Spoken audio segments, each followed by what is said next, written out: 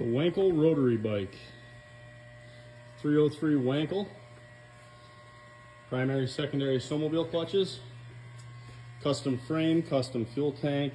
I think it's Kawasaki front and rear rim and front forks.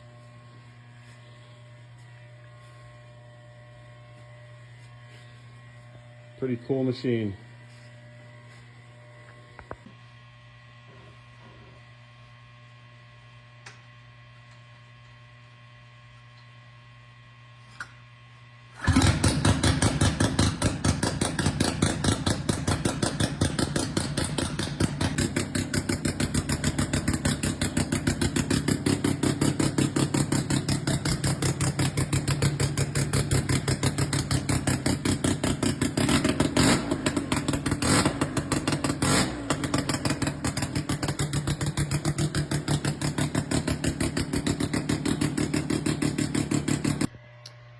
Started building that bike like 10 years ago.